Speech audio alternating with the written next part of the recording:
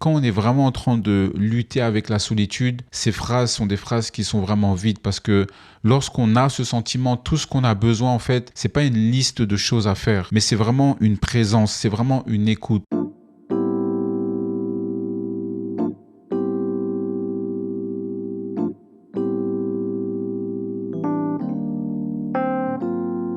Hello, je suis vraiment content que tu sois là aujourd'hui pour l'épisode d'Emmanuel numéro 6. Et si c'est ta première fois ici, chaque semaine, je fais des vidéos pour parler de la vie chrétienne basée sur la Bible, mais aussi basée sur ma vie personnelle. J'imagine que si tu as cliqué sur cette vidéo, c'est peut-être parce que tu as ce sentiment aussi de solitude, peut-être que tu as le sentiment d'être invisible, peut-être que tu as un poids à l'intérieur de toi que personne ne comprend. Et je veux juste commencer par te dire que tu n'es pas seul.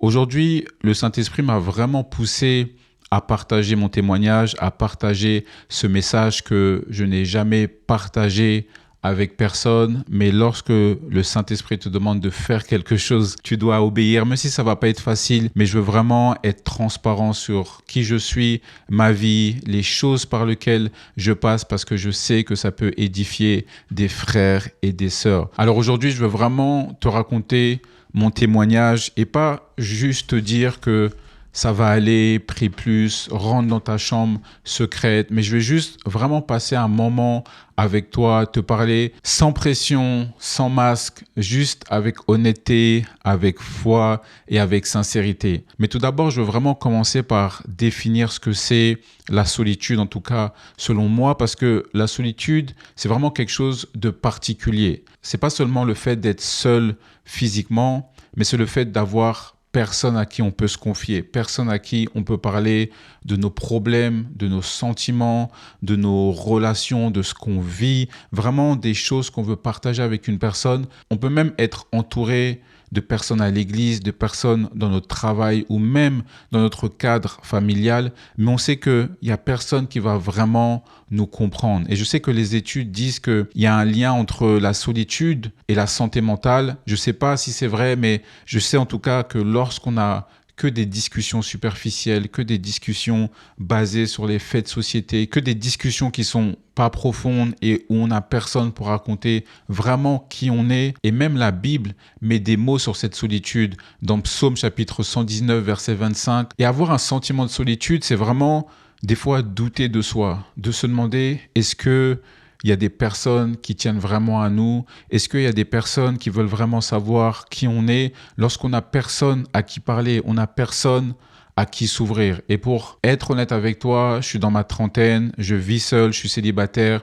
et j'ai zéro ami. Si j'ai envie de texter quelqu'un, je ne sais pas qui texter. Si j'ai envie d'inviter quelqu'un au restaurant, à marcher dehors, à aller dans un parc, j'ai personne à qui le faire parce que j'ai littéralement zéro ami. C'est un message que j'ai jamais parlé à personne parce que je m'ouvre pas sur ce sujet, mais aujourd'hui, je veux vraiment te partager mon témoignage et avoir cette discussion avec toi parce que je sais qu'en tant que chrétien, on est beaucoup à se sentir seul, on est beaucoup des fois à vivre notre foi seul, même si on fréquente une église, même si on a une famille, même si on est entouré de personnes. Je sais qu'il y a des personnes qui sont entourées d'aucune personne autour d'elles et je sais que ça peut faire mal aussi. Pour être honnête, des fois, on peut se dire que l'église ne fait pas mieux aussi parce qu'on entend souvent prie plus, lis ta Bible, engage-toi dans un service ou un département. Mais quand on est vraiment en train de lutter avec la solitude, ces phrases sont des phrases qui sont vraiment vides parce que lorsqu'on a ce sentiment, tout ce qu'on a besoin en fait, c'est pas une liste de choses à faire, mais c'est vraiment une présence, c'est vraiment une écoute, c'est vraiment une compréhension, c'est d'avoir quelqu'un qui va prendre son oreille et l'emmener afin qu'on puisse discuter. Et souvent, ce que j'ai remarqué avec les gens qui se sentent seuls, c'est que ce sont les personnes qui vont le plus écouter les autres personnes. C'est les personnes qui vont donner des conseils, c'est les personnes qui vont tout donner pour aller aider quelqu'un. Si quelqu'un t'appelle à 3 heures du matin, tu vas lui rendre un service. Si quelqu'un a besoin de toi, ton téléphone sera toujours ouvert pour les autres personnes. Mais lorsqu'il s'agit de toi et que tu as besoin de quelqu'un, généralement, il n'y a personne qui peut t'aider. Pas parce que la personne, des fois, ne peut pas t'aider ou ne veut pas t'aider, mais c'est parce que la personne n'a pas la capacité aussi de t'aider. Et pour ma part, la solitude, ça a commencé quand j'avais 4-5 ans dans le domaine familial. Il faut savoir que j'ai vécu avec mes frères et j'ai vécu avec une mère parce que mes parents sont divorcés. Et j'ai tout de suite ressenti le fait que je ne pouvais pas poser de questions, je ne pouvais pas exprimer mes émotions comme je le voulais, je ne pouvais pas être intéressé à quelque chose parce que sinon j'étais tout de suite renfermé dans une case. En fait, j'étais juste un enfant et on me demandait de faire le rôle d'enfant. Et c'est triste parce que lorsqu'on grandit, on est poussé à juste prendre une seule direction. Lorsqu'on grandit, on veut plus s'exprimer, on veut plus parler parce qu'on a peur du rejet. Et j'ai grandi dans un cadre familial comme ça, même à l'école où je n'avais plus envie de m'exprimer. Donc j'étais très observateur, j'observais les personnes, j'essayais de déchiffrer leurs émotions, ce qu'ils pensaient, je savais à qui faire confiance et à qui ne pas faire confiance.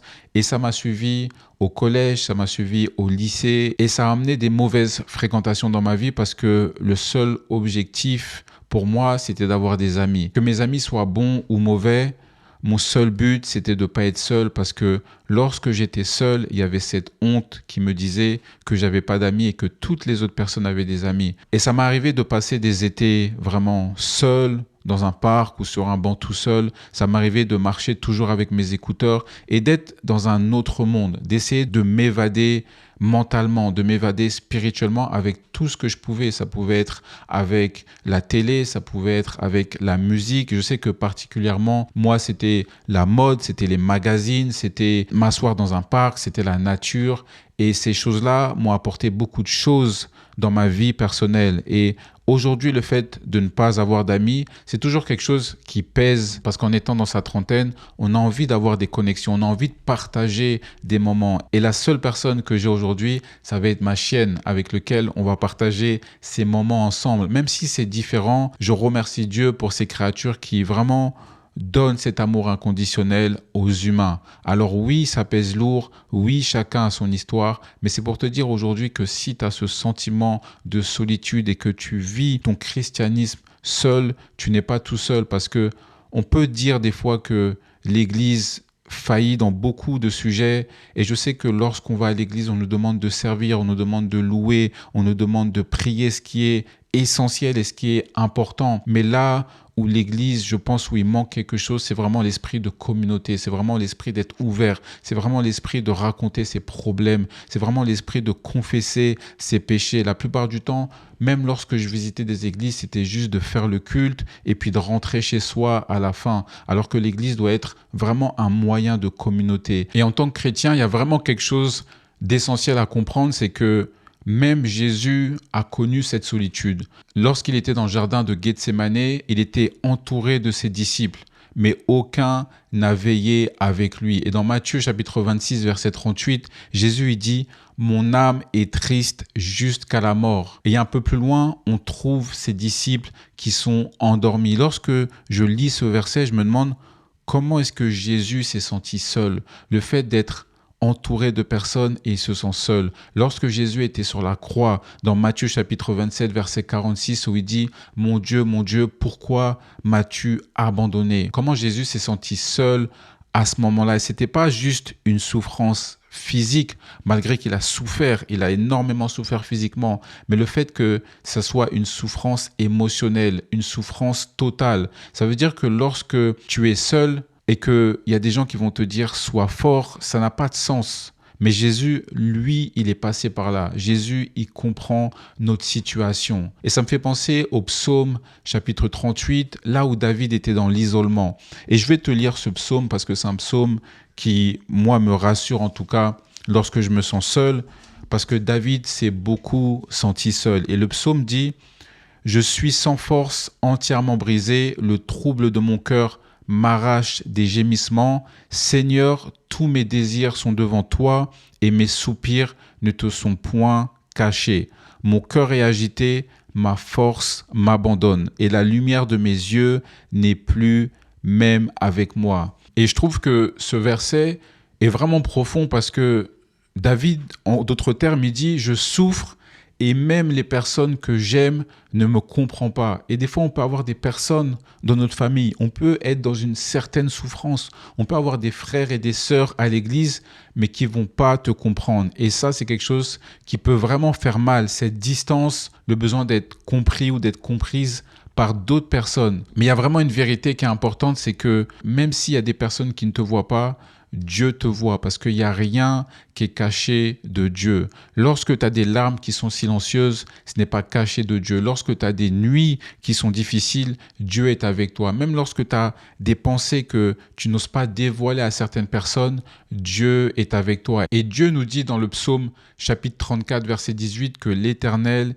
est près de ceux qui ont le cœur brisé. Dieu ne t'abandonnera point et il ne te laissera point. Dieu va pas nous laisser dans une douleur éternellement. Au contraire, lorsqu'on souffre, il s'en approche. Alors si tu te sens seul aujourd'hui, je veux vraiment que tu saches que tu n'es pas seul. J'ai ce sentiment de solitude et je sais qu'il y a beaucoup de chrétiens qui ont ce sentiment de solitude et que des fois, on n'a pas juste besoin de faire semblant. On n'a pas besoin de cacher notre douleur derrière une image parfaite parce qu'on est imparfait et Dieu ne demande pas d'être parfait, il nous invite juste à être authentique, à être vrai devant lui, à ce qu'on exprime nos émotions, à ce qu'on lui dise « Jésus, je me sens seul, j'ai ce sentiment de solitude, mais je ne sais pas quoi faire. » Et des fois, que tu parles à Dieu de cette façon, Dieu ne t'oublie pas. Et en tant que personne qui se sent seule, on n'a pas besoin de tout faire aujourd'hui, mais on a juste besoin d'être sincère avec Dieu et de lui dire « Dieu, je suis fatigué, viens à l'intérieur de moi, viens me remplir de ton Saint-Esprit lorsque je me sens seul. » On vit dans un monde qui est imparfait. Les gens, parfois, vont passer à côté de l'essentiel, mais Dieu, lui, ne passe pas à côté de toi. Alors même si tu te sens seul aujourd'hui, reste dans l'espérance que Dieu peut toujours faire quelque chose pour toi. Je te remercie beaucoup d'avoir regardé cette vidéo. Sache que Dieu est grand et si ce message t'a parlé, tu peux y revenir à chaque fois que tu en as besoin parce que tu n'es pas seul. Et si tu as besoin de prière, mets ta requête de prière en commentaire et je vais prier pour toi. Surtout, laisse ton témoignage. Peut-être que ça pourra aider un frère ou une sœur qui est dans la difficulté. Peut-être que ça pourra édifier une autre personne. Je te remercie beaucoup et on se voit au prochain podcast. À bientôt.